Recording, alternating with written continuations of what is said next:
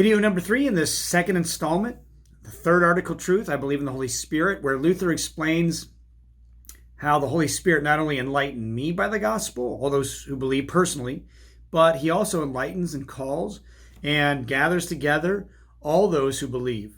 The Holy Christian Church, the communion of saints, right? So here's a thought.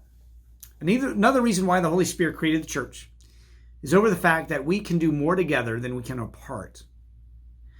Explain how we can do more with other believers for the sake of the gospel as a church than you could do simply as an individual personally.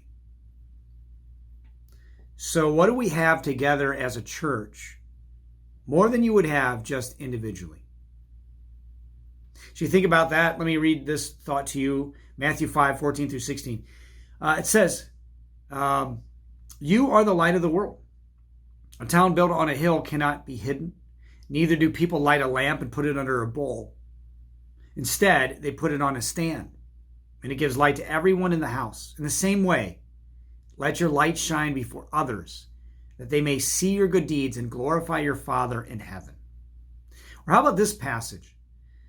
1 Corinthians 12:7 and 12, talking about the gathering of believers and the impact we could have. That first passage, light, right? Talk about just one light in the darkness, or what about all these lights?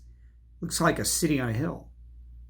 Okay, so 1 Corinthians 12:7 and 12, now to each one, that'd be each believer, the manifestation of the Spirit. So the Spirit's presence and the obvious presence of the Spirit's manifested.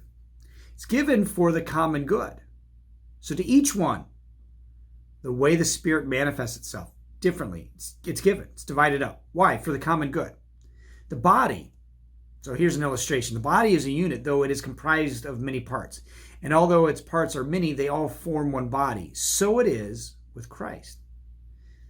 So think in terms of, as you answer that question too, the human body. What if you were only an eye?